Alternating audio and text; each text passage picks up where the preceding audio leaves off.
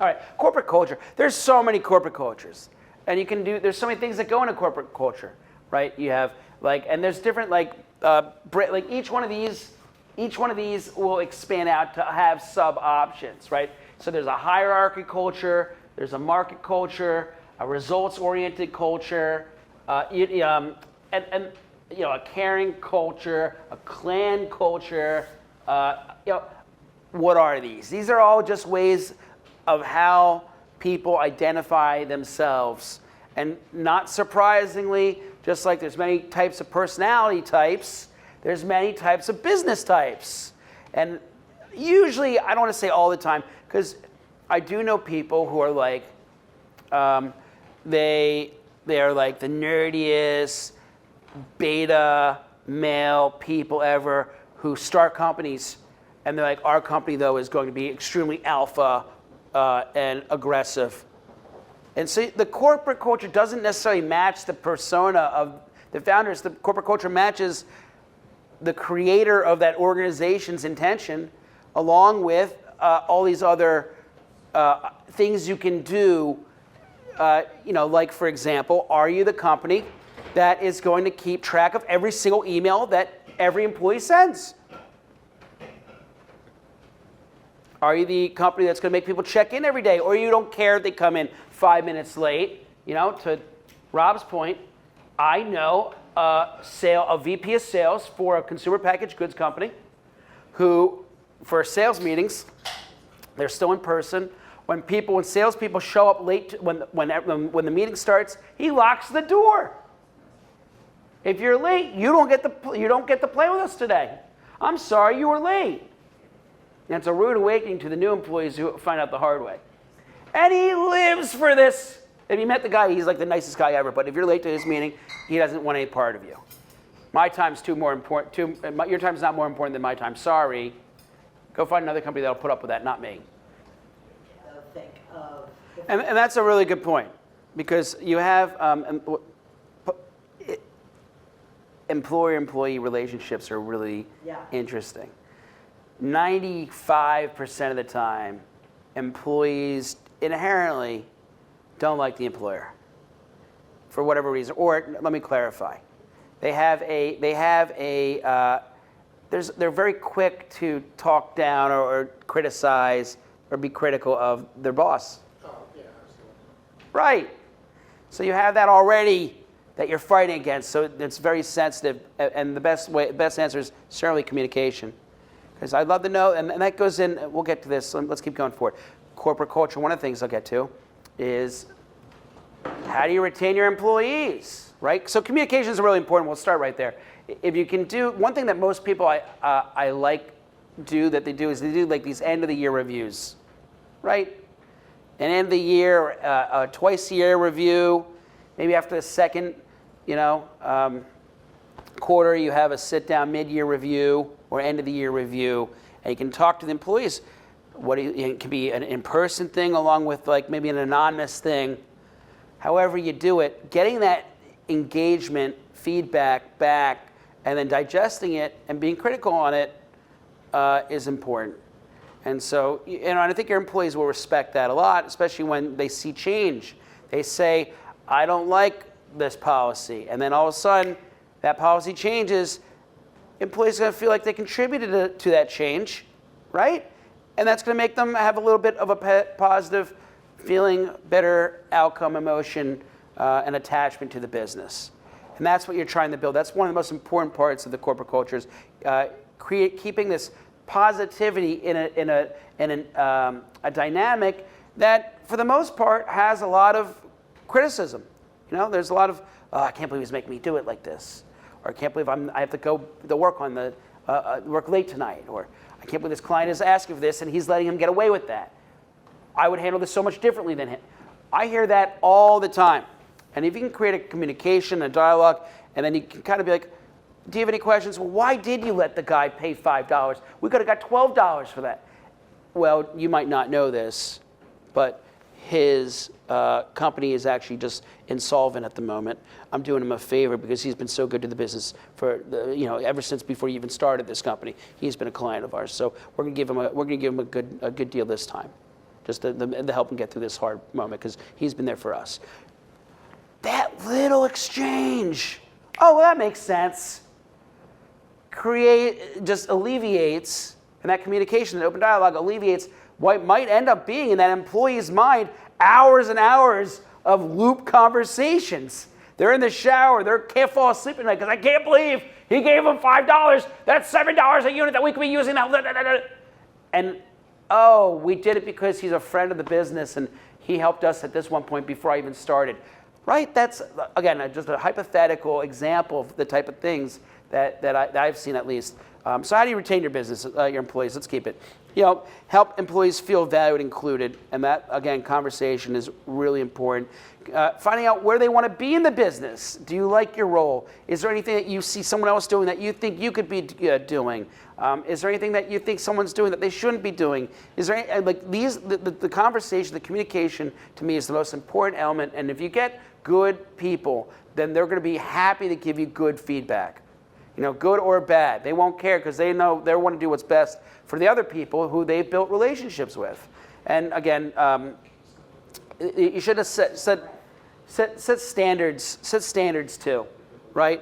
If someone says something that you don't like, a lot of time I know people who just take it in and they don't say anything, right? And they're just like, that was interesting. And one little correction, one little statement, right? Can correct a behavior. It's true. And that's when I said before about the word intuition. That's a little bit of that founder intuition and leadership intuition. That's like you can't teach that thought, right? And you can't teach those emotions. And there's that's something that you can pick up on that you're definitely tapping into something. But yeah, communication is the most important element of it. The last thing you want is to have someone who doesn't feel comfortable communicating to you, somebody who's like, and then I see too many times people don't know how to pick their battles, right? Picking your battles is really important. Like sometimes, and like knowing which battle to pick, because you don't want to be the guy who's like, overly critical. You don't need to be the person who's overly critical, insensitive, and just pigeon-minded in their thought process. You want to be a little bit more receptive to the feedback. And if you see something you don't like, you got to be like, is it important enough for me to say something? Or do I, and is this even the right environment for me to say something? Because maybe it's, okay, I hear it, I'm digesting it, I'll marinate on it, and I'll set up another meeting with that person, another person, and they can learn from osmosis. And they'll see how that person does it. And maybe it's sometimes better for someone to learn something from someone else than is to learn it from you, because that person might get sick and tired of hearing everything from you, and they like to hear it from someone else, right? So, and you see this happen all the time. These are a lot of questions, but these are the things that, at least when it comes to retaining your people, you have to keep in your mindset, because, again, it's a competitive world. People can go work in many places. And you got good people, you better believe you're not the only one they're talking to. They're getting hit up on LinkedIn and all these other recruiters saying, hey, I got an opportunity, and they're going to try and poach your people. And you got to be aware of that too. That's a real risk, is you don't want to spend all this time. You bring someone in, you train them up. We had an employee at Grovara. We spent 4 years training her up. I brought her in, and then we had to do cuts, and we had to let her go, right? Well, guess where she went? Directly to my competitor. I spent 4 years training her up. Competition came in, immediately swooped her up, gave her more money, and now she's doing the same things I was doing against competition, now against me. Right? So what would you have done to prevent that? I missed the what would I have done? That's a good question. In that case, you just gotta hope. I'm explaining to a risk is if you have a downturn. It's hard now because of the non-compete clauses are in flux. And so I don't really have a good answer on how best to protect yourself, except you can protect. There's a couple things that you can do, like intentional interference of a business relationship is an actual, I think, a tort. I think it's a tortious civil claim that you can file against someone if they interfere in one of your deals after they're not part of your company. that's one thing you can have. You can also do some types of clauses with your clients. Just be like, hey, if someone reaches out to you, you can't ever work with them. You're going to be our client until whatever. And maybe there is. The other thing is, yes, a non-compete clause might not be as enforceable today as it was a month ago. However, it costs money to enforce a contract. So you can still put a clause in there, and if someone wants to fight you on it, then let them fight you on it. You know what I mean? Does that make sense? Yeah. Right. And the short answer is you got to work really hard not to let your company go into a downturn, so you don't have to lay off your key employees, because especially when, first off, no one likes to see a person cry when they're on their way out the door, right? Especially when they're crying because they love the business that much. Shoulder to shoulder, like you hear. And it's exacerbated at a 5-person company, because the person is like, I can't believe I haven't. Everyone else knows this, and I'm the last to know. And you're like, oh, no one meant it like that, and you're being a little sensitive. And maybe they are being sensitive. Maybe their dog just died, or their mom got sick, or they had bad news, and they are being sensitive because they're people. And people are people.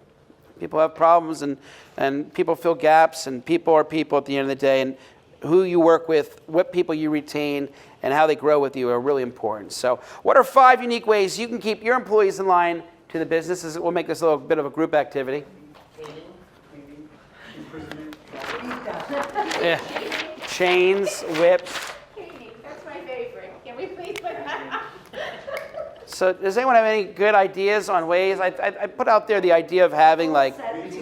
Goal setting together. You get goal setting together? Oh, I like that. Can I add to goal setting? Sure. Can we make it business and personal? What do you mean? Ooh, that's sexy. A lot of times I feel like goal setting within a company only benefits the company and doesn't feel like it benefits the employee. I have personally felt that. Where they're like, oh, what do you want to do in the business? And you're like, obviously get paid more. And they're like, oh, okay, what do you need to do? You got to check all these boxes in order to get this. So you do it, and then your personal life is trash. But if you have a company that aligns and can help you with personal goals, even if sometimes they're simple. Some people are motivated by something as easy as another vacation day. Yep. That goes to your... $25 Amazon gift card. That's right. Or can we just get some good coffee? Right? I did that in an office. I did on They say so. So to your point, you can totally keep it personal and business, and goal setting should be both, especially when you're trying to craft a corporate culture, right? All right. What's something else you can do that will help keep employees aligned to the business? Feedback loops. What do you mean? Feedback loop that you would like to I mean, some people do performance evaluations once a year, quarterly, but then there's other programs, like you can do an engagement pulse, depending on how sophisticated your organization is. Twice a year is a good metric, I think, for an evaluation. You should know. You should have good little, it goes back to that intuition, your gut. You have a gut feeling about that person, right? Is investing in the employee? How would you invest in your employees? Training, Off-site training would, right? or even paying for a certification. Talking about perks to the job, like healthcare, performance, and do you want to give dental? Do you want to give? There's so many different types of, and that's a good question too, which we didn't really answer. Is like, at what point do you get an HR person? At what point do you get, give benefits to your employees? A company this size, absolutely. You got an HR person here. You got you got benefits. You got a CFO who's making sure all the numbers are running smoothly. This is a pretty big company relative to, it doesn't look that big here, but there's a lot of foundation for scale at a company that is this many people. A company that's like maybe just like this side, like 1, 2, 3, 4, 5, a 10-person company. You're just now, you have an outsourced CFO, you have an outsourced HR group, and maybe you're just starting benefits, or your benefits are I think by that point you do have a good little benefits going for your employees. Something that like 5 people or less, the juice isn't necessarily worth the squeeze. I think there's a way of setting it up. There are some smaller boutique firms. Maybe Rob, you would know for like benefits. If you got a small. Bill covers a few people. So. It's like I get my benefits from you 80%. Happens all the time. And people, if it's not in writing, it doesn't exist. So maybe that's another number 3 thing you do. Put it in writing.